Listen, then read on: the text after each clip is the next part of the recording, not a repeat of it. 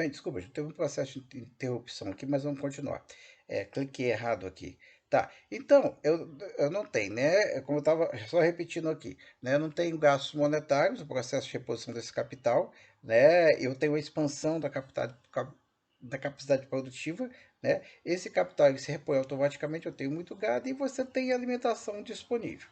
Bem, e eu tenho a contração, esse complexo pecuário nordestino, ele entrando em contração, né? Então, eu tenho, com a instalação, com a implantação de engenhos de açúcar no Caribe pelos holandeses, né? Você aumenta a produção, o preço do açúcar vai cair. E como os holandeses agora têm a tecnologia que eles não tinham e têm dinheiro para investir, né? Ou seja, quando eu tenho a queda no preço do açúcar, né, ele se torna menos rentável e essas unidades marginais, como a pecuária, como a roça, né, vai ir na falência, porque é o açúcar que vai sustentando isso aqui, né?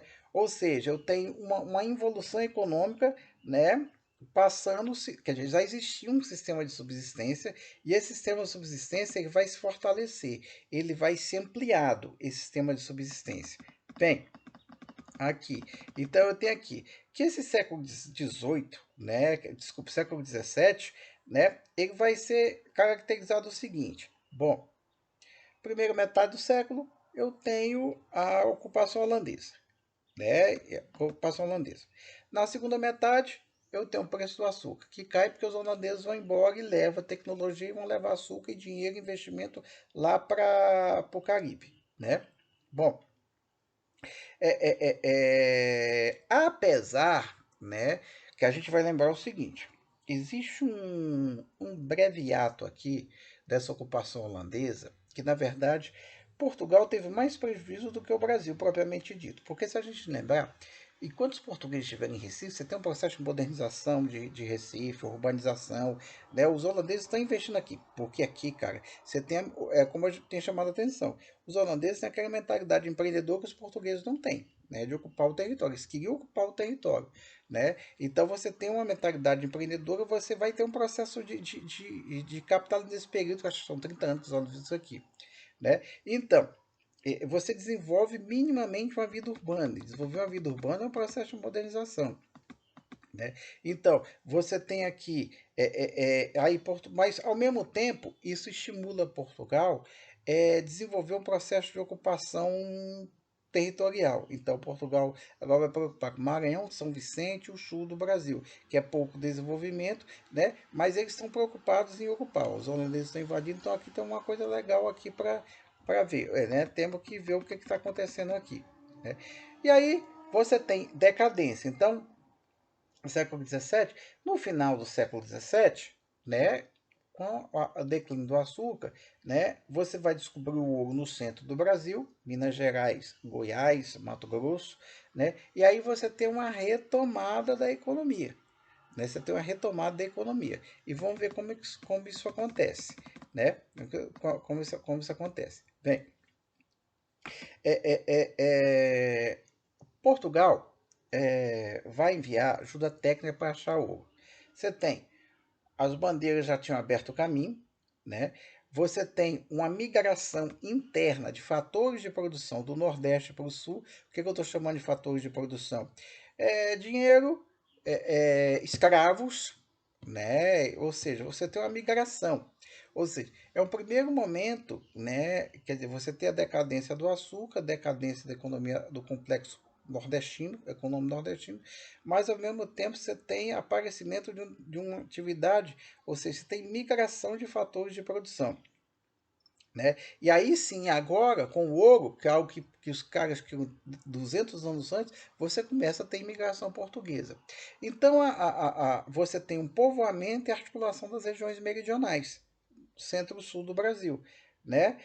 Tanto que aqui a capital começa a mudar, já se já começa a mudança depois da capital para o Rio de Janeiro, né? Você tem isso aqui, né? Então eu tenho é, é, essa economia mineira, né, a economia da mineração, ela vai apresentar uma estrutura muito diferente da economia açucareira, né? Apesar dela se basear no trabalho escravo, né? Mas aqui o que está acontecendo? O que está acontecendo? Um negócio legal, né? É aqui esse escravo diferente da economia açucareira, esse escravo ele já não constitui a maior parte da população, né? Ele já não é hegemônico, vamos dizer assim.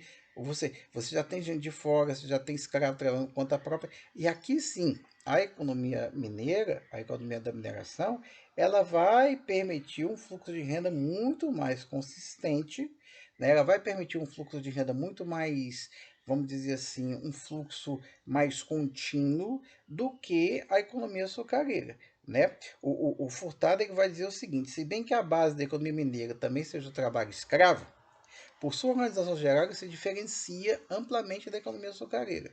Os escravos, no momento, se constituem da população, como eu falei.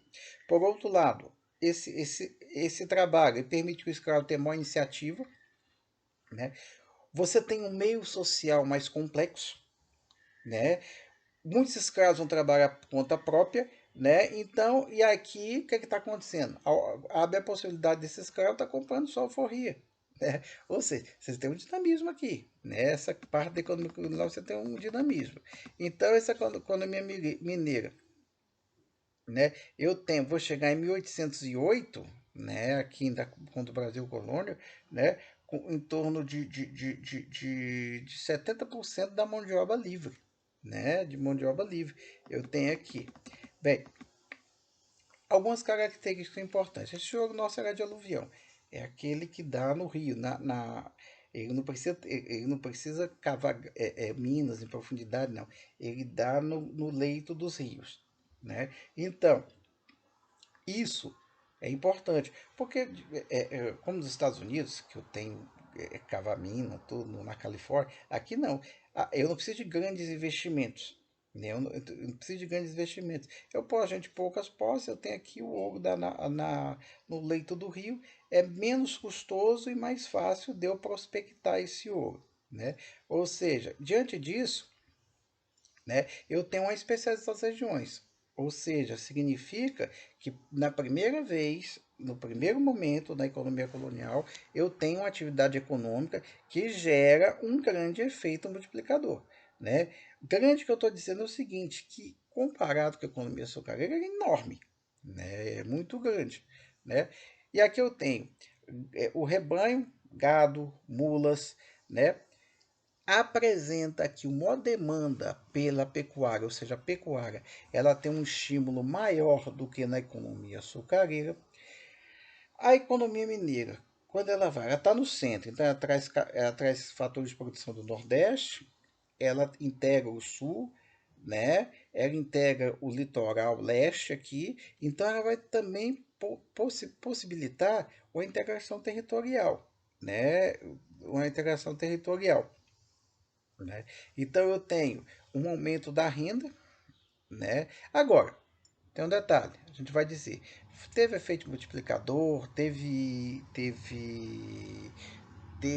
elementos que criam um processo de externalidade muito maior do que a economia do açúcar, mas ele em momento algum conseguiu atingir o crescimento autossustentado, né?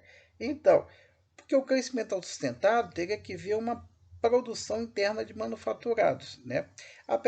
Isso não houve, não há, vamos dizer assim, não há essa produção interna de manufaturado está aquém do que a atividade econômica da mineração era capaz de propiciar, né? Porque eu tenho demanda gerada pela atividade mineira, tem dinheiro, tem ouro, né? Você pode gerar isso aqui, né?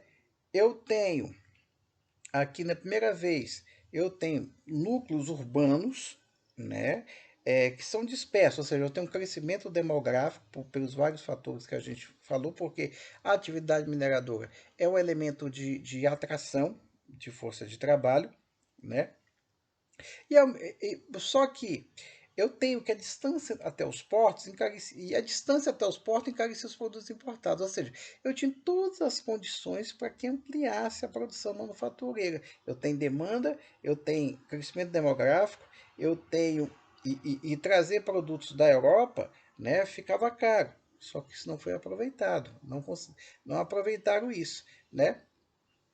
né? Por quê? Porque Portugal proibia a implantação de atividades manufatureiras no Brasil. Quer dizer, isso foi um desastre. Né? Ou seja, a proibição de Portugal impediu que a economia mineira dinamizasse muito mais, ou seja, dinamizasse o potencial que as atividades econômicas manufatureiras aqui na colônia, né? E ao mesmo tempo, você tem o próprio Furtado, ele vai chamar a atenção que existe uma incapacidade técnica dos imigrantes. Uma determinada, porque mais que Portugal proíba, se você tem uma capacidade técnica, você vai e bate. As condições materiais estão dadas para isso, né? Estavam bem dadas para isso, né? Então, a lógica do Furtado, ó, ele vai dizer, exportação de açúcar cai, Portugal não consegue importar, eu tenho fomento a manufatura de têxteis em Portugal, protecionismo, né? Aí eu tenho reação dos produtores de vinho, e aí tem aquele velho tratado de mito entre ingleses e portugueses que Portugal, ou desculpa, Inglaterra, querendo aumentar a produção a exportação de tecidos, faz um tratado que Portugal especializa em vinho e a Inglaterra se especializa em têxtil. Né? É exatamente o que o Ricardo vai falar na chamada teoria das vantagens comparativas. Né? E aí eu tenho a quebra da manufatura portuguesa. Né? E aí, tô, que não tem ouro no Brasil naquele primeiro momento, que depois vem esse ouro, só que Portugal começa a proibir. Né? Então, o ouro do Brasil permitiu que Portugal continuasse importando tecidos, o Tratado de Methuen permaneceu vigente, né? A manufatura portuguesa não se desenvolveu, migrantes portugueses não levaram textos ao Brasil, não surge manufatura ao Brasil. Você vai ver um encadeamento. O ouro que vai para Portugal, tá, vamos importar tecido, tem um Tratado de Methuen. Portugal desenvolve manufatura, mas Portugal, ao mesmo tempo, não permite que aqui se desenvolva manufatura, porque senão o ouro ia ficar aqui. Né? Que o ouro é elemento de capitalização. E diante disso, não surgem manufaturas no Brasil. Né? Então, e ao mesmo tempo, esse ouro, né, vai ser importante para a Inglaterra, porque o ouro produzido aqui, ele está indo para onde? Ele está financiando a industrialização inglesa, né? Ele está capitalizando lá na Inglaterra. Né? Então, e aí eu venho um processo de, novamente, de regressão econômica e reversão à subsistência, porque com o fim do ouro, né, ou com a decadência da atividade mineradora, né, eu tenho a atividade econômica que cai drasticamente. Né? Então, diferente na Austrália, o colapso da produção de ouro, né, fez com que houvesse uma política protecionista lá que tornou precoce a iniciação do país. Ou seja, a própria fim a própria decadência da atividade mineradora não foi aproveitado como, por exemplo, na Austrália foi aproveitado isso aqui. Né? Então, e aqui eu tenho, esse sistema descapitaliza, há uma reversão à subsistência, ou seja, divisão do trabalho ao contrário. Né? Então, e o Celso Furtado ele diz um negócio interessante. Ele diz o seguinte: diferente do Caio Prado, vai que o subdesenvolvimento está lá na processo de colonização. O Furtado ele vai dizer assim: ó, a origem do nosso desenvolvimento está aqui, ó, no fim do ciclo da mineração, que é o momento. Não que ele desconsidere o processo de colonização. Ele vai, mas o mais importante é que ele vai dizer: ó, tinha tudo para criar as condições para romper com o subdesenvolvimento. Né? Então ele vai dizer, o ciclo da mineração vai dar as raízes desse processo de subdesenvolvimento brasileiro. Né? Então, agora eu tenho o interessante essa leitura do Furtado. Né? Então eu tenho efeitos da economia mineradora. Primeiro deles, importante, um rápido aumento da população colonial, ou seja, eu tenho um crescimento demográfico por todos aqueles fatores que a gente falou lá atrás. Segundo, depois da pecuária, ela vai ampliar a ocupação territorial em direção ao interior. Ou seja, está no centro, do centro eu vou irradiando para outras regiões aqui. Terceiro elemento, existe uma propensão à urbanização. Você começa a aparecer importantes centros urbanos que você tinha na época do açúcar, mas com os holandeses, na região de Recife, Pernambuco, né? Quando eles foram, entra em decadência também. Num primeiro momento aqui, existe formação de mercado interno, que apesar de você todo esse ouro praticamente ir para Portugal e depois para a Inglaterra, né, você tem um processo de monetização aqui. Né? O ouro, a moeda, vamos dizer assim, o metal precioso, ele permite um processo de modernização. Bom, é a primeira vez que eu tenho uma acentuação da divisão social do trabalho, né? Isso é fundamental, isso é importante, né? E aqui a mineração também vai ser pela primeira vez que vai garantir um estreitamento dos vínculos econômicos interregionais. E aqui, nesse momento, vai ser legal. Então, quanto o açúcar é algo isolado, a mineração ela vai permitir esse estreitamento. Então, tem crescimento demográfico, ocupação territorial, urbanização, mercado interno, divisão social do trabalho e uma intensificação dos vínculos interregionais. É o primeiro momento que acontece isso. Só como Furtado vai falou, não soube ser aproveitado. Né? Ou seja, as externalidades criadas pela atividade mineradora foram subaproveitadas. Né? Então, aqui mas aqui também eu tenho alguns elementos importantes, que principalmente por causa do imposto, você tem um orçamento de tensão, né, entre colônia e metrópole, né? Então eu tenho, ó, alguns elementos aqui, né? Apesar do Gorinder contestar alguns números, outros autores, Nelson Werneck, mas eu tenho, ó, eu tenho aumento da população branca, né, de 51% entre 1776 e 1821, essa população branca já cai para 41%. Ou seja, no auge da economia mineradora, eu tenho um percentual de mais da metade da população de população branca. Ou seja, o que significa? É que eu estou vindo gente para cá. Quando eu falo população branca, não é questão não é discussão sobre branco ou negro, não é isso.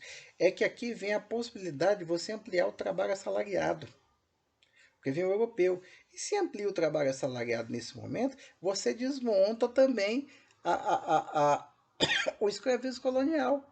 Né? Então não foi aproveitado. Então, na verdade, é, é, é, você teve chance de desmontar esse sistema escravista pelo aumento da produção material, pelo aumento do trabalho assalariado, que ia tornar inviável o trabalho escravo. Né? E, de certa forma, o que aconteceu nos Estados Unidos. Nos Estados Unidos, o aumento da produção industrial tornou inviável o trabalho escravo, tornou caro. Por isso que tem a guerra civil e os caras acabam o trabalho escravo. Fica caro o trabalho escravo. Né? Então, é, é, é, é então, você tem algumas regras, né? Que você tem apesar de você ter estratificação social, que vem muita gente pobre para cá, né?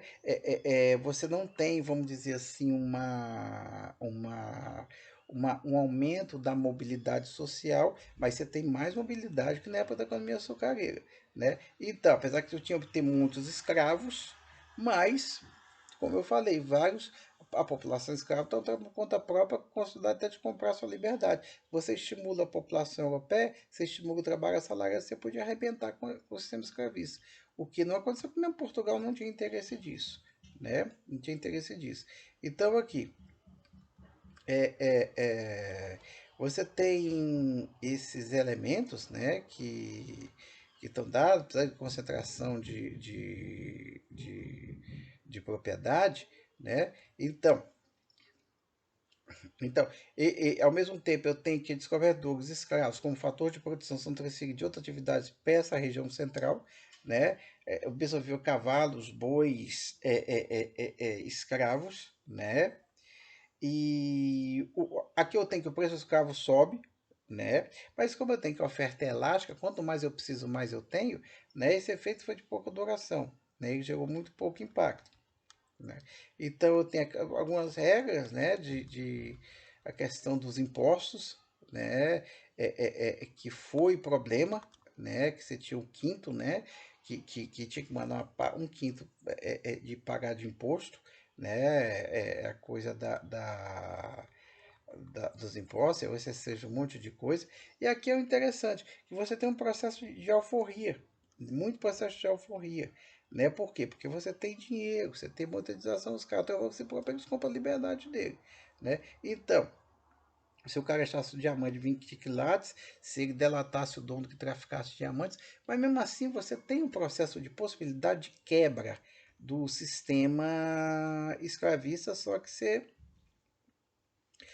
que você não, apesar de você ter alta mortalidade, quando era mina trabalhava dentro das minas, né, mortalidade alta, acidentes, mas se você cria a indústria manufatureira, você atrai necessariamente trabalho assalariado, você quebra o sistema escravista, que não aconteceu, né?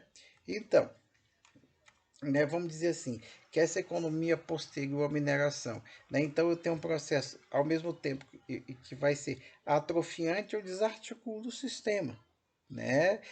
Mas ao mesmo tempo eu tenho que a agropecuária, ela cresce, né? Ela cresce e essa pecuária também, agora, no declínio da economia açucareira, vai para o norte, centro-norte, agora ela vai para o sul. Ela começa a ir para o sul, né? Começa a se tornar uma atividade importante no sul. Tanto que a gente vai ver que a principal atividade no sul do Brasil vai ser a produção extensiva de gado. Os primeiros frigoríficos no Brasil que a gente vai ver no final do mês do século XIX são no sul do Brasil, né? Então, né, aqui eu tenho. Então, aqui eu tenho todos esses elementos dados, né, que vão entender como se dá e por que se dá esse encerramento da etapa colonial. Bem, então eu tenho na etapa colonial, eu tenho a ocupação holandesa, né, que é importante, né. Eu tenho no século XVII, século XVIII, Portugal vai perder posição na Ásia, né, recupera da produção holandesa, você tem o preço do açúcar em queda, enfrentamento com Espanha e Holanda, ou seja, né, aí você vê os tratados com a Inglaterra, né, que são altamente maléficos para a economia portuguesa, né,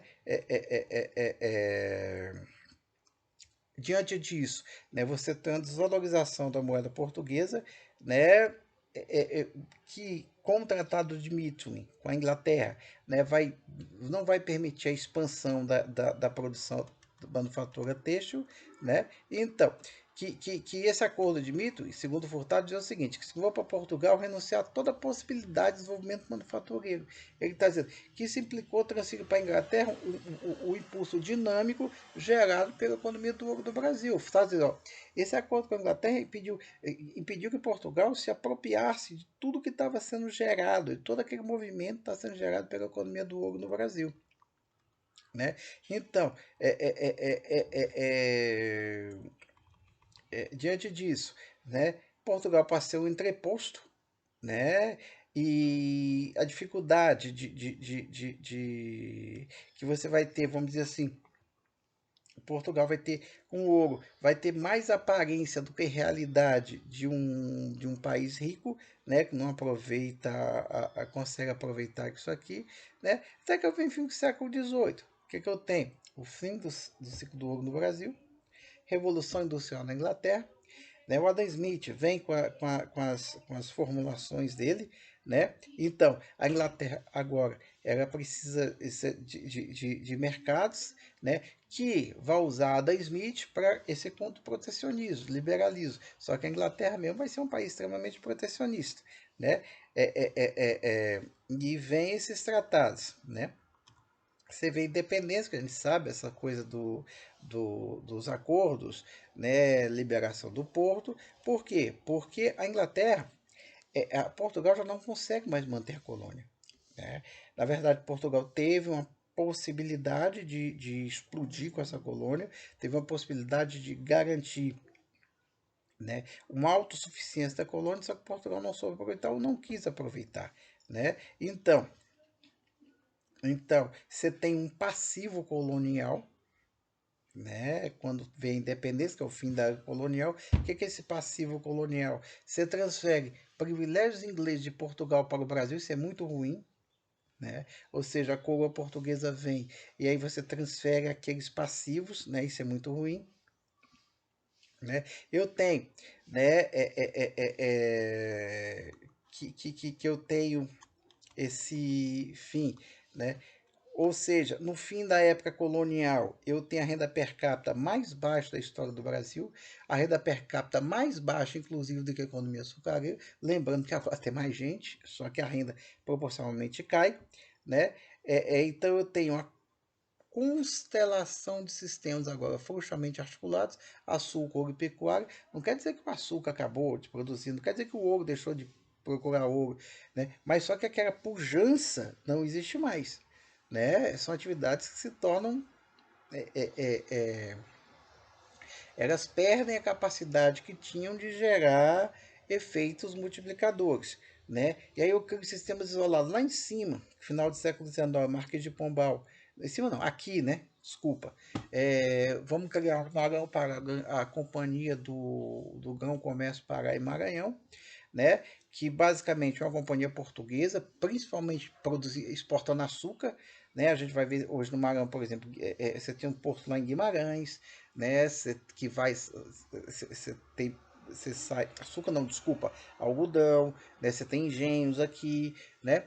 Então você vai ter todo um complexo do Pará e Maranhão, que é por isso que explica que por que essa região resistiu ao processo de independência, porque eles tinham contato direto com a Europa. Não é à toa, né, que o processo de decadência dessa região, especialmente do Maranhão, gente, vai começar com a independência do Brasil, né? Vai começar com a independência do Brasil. É só lembrar o seguinte, ó, porque o Maranhão tem prosperidade durante o arroz e algodão, por conta da guerra de independência americana, né? Especialmente o arroz.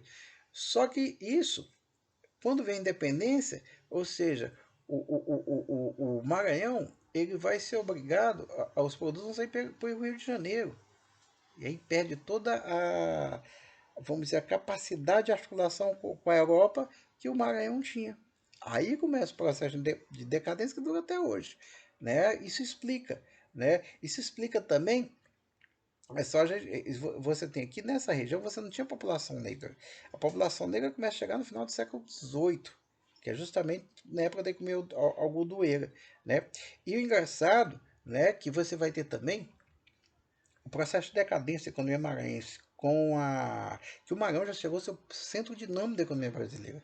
Começa até a forma dos quilombos, né? Se você pega, eu estava ouvindo um antropólogo falar, ele diz, um arqueólogo falar que ele diz o seguinte: os quilombos aqui no Maranhão são diferentes dos quilombos de São Paulo, por quê? Lá, ou no Pernambuco, porque lá esses quilombos surgiram a partir de uma resistência. Os caras fugiam, resistiam, se organizavam. Aqui não, os quilombos surgem por quê? Porque a atividade econômica entrando em decadência, essa população escrava não tem para onde ir, e por isso que essa os quilombos, os quilombo, a atividade quilombo do Maranhão, muitas vezes a condição de dizer é bem mais precária do que em São Paulo, do que em Minas, do que em Goiás, do que em Pernambuco, porque lá os caras formam quilombo por resistência, que eles formam por abandono. Né? Então, o Maranhão é esse nome da economia brasileira que perde essa capacidade com a independência. É por isso que aqui é um contra a independência. Né? Então, eu tenho esse passivo colonial, tem crise financeira, crise fiscal, estabilidade política. Né? Aí lembra, tem a abertura dos portos, né? Eu tenho uma série de coisas aqui, né? Então, esse passivo colonial, ele vai fazer com que o imperador ele não tenha poder, né? Então, eu tenho uma classe colonial que ele vai ficar refém, ele vai ficar na mão dos grandes fazendeiros, né? E o Furtado vai dizer que esse passivo colonial é uma consequência, né, da forma como se processa a independência, né? Ou seja, não tem fragmentação territorial, mas ao mesmo tempo você tem que os interesses regionais é mais forte que o interesse nacional. Você não tem um interesse nacional, né? Você não tem um interesse nacional aqui, né? Então, aí eu tenho essa questão que atrasa o processo de industrialização. Isso que é importante, gente. Diferente dos Estados Unidos. A classe dominante aqui era agrícola. A classe dominante nos Estados Unidos da independência é o quê? Comerciantes. Qual a diferença? Os caras estão interessados em acumular. Aqui não. Os caras querem ter seu café, comprar seu produto na Europa, mandar o fixo da Europa, pá, pá, pá. Pronto. Estados Unidos não. O cara quer investir ali, porque ele é comerciante. Né? Então, e essa classe comerciante dos Estados Unidos tinha interesse na industrialização. Aqui não. Porque se tem industrialização, né, de certa forma eles perdem o poder político. Né? Bom, então, era melhor ficar com Portugal como entreposto, né? Vai comprar produto tropical, né? E aí eu tenho esses tratados, né? Tarifas baixas, né? Pelos tratados implica em baixa arrecadação de imposto, né? E é só pensar que uma classe exportadora grande que não vai taxar ela mesma, as exportações, né? Eu tenho uma nova nação, despesas altas, peguei uma guerra civil, uma série de coisas que vai rolando aqui, né? Então, começa o final da economia colonial, começa a se germinar a economia cafeeira, mas ainda é uma coisa bem, vamos dizer assim, bem no nascedouro ainda, né? Você tem inflação, né? Então eu tenho que o fim da era, né? Então eu tenho por conta é, é, é, por conta de todas essas condições, né? Que eu tenho que o fim da era colonial vai trazer também um processo de 30 anos até o advento da economia cafeeira, né? Você vai ter exportações em baixa, muito gasto com independência, emissão de moeda e, consequentemente, inflação, né? Você não tem mais o entreposto português, né? O aumento das importações, então você tem déficit na balança comercial, você tem pressão sobre a balança de pagamento, está saindo mais dinheiro do que entrando, e você tem a desvalorização da moeda, né? Então, você não tem capacidade de financiar, né, essa necessária industrialização. Né? Então, os Estados Unidos, né, de Furtado vai perguntar por que os Estados Unidos se desenvolvem? E nós não, é falando de raça, de climas, explicação econômica. Com a segunda, ele vai dizer, é explicação econômica, ele vai explicar, ó, lá você tinha comerciantes urbanos, aqui não.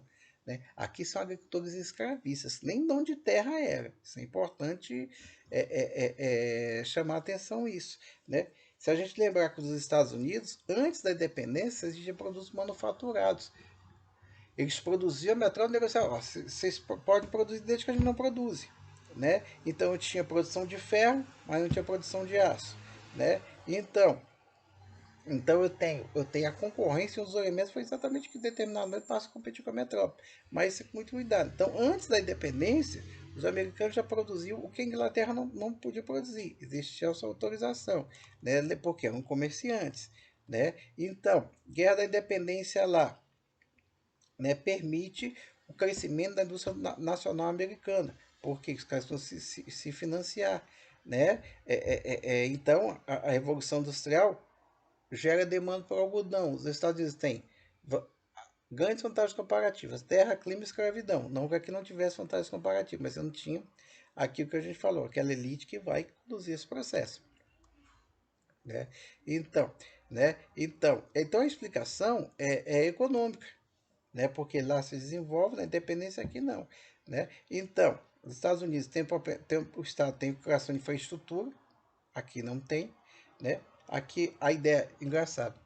O grande cara que era a referência, né, para entender a economia era o Visconde de Cairo, que entendia que tentava aplicar na nossa realidade Adam Smith estricto senso. Estados Unidos não, os caras não é estricto senso.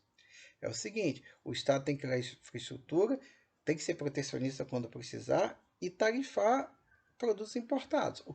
Ou seja, eu tarifo, o que nós produzimos aqui eu vou tarifar. Os americanos também faziam isso. Né? Ou seja, o que eu não consigo produzir, tudo bem, mas o que eu consigo produzir eu vou importar. Né?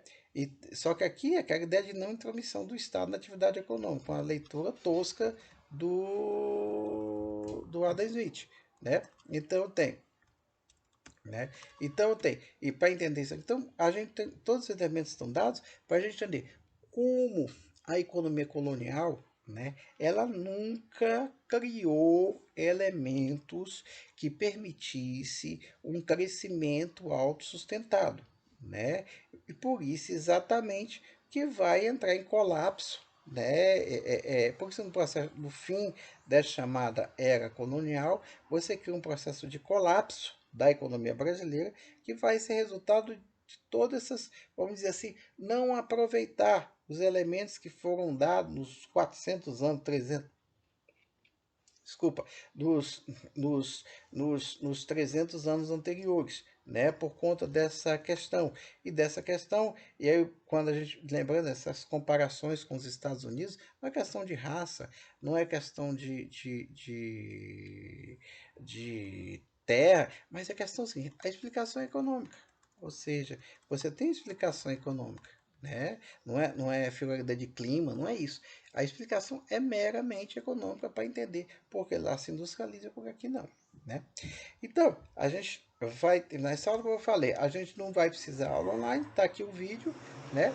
E eu vou tentar, porque eu estava sem o computador, né? Eu vou ver se eu consigo terminar de corrigir hoje. Assim, no máximo, amanhã eu vou tentar ver se eu consigo corrigir tudo hoje, tá bom, gente? Muito obrigado, tá bom? Muito obrigado, boa semana para vocês. Até terça eu posto a segunda aula. Um abraço.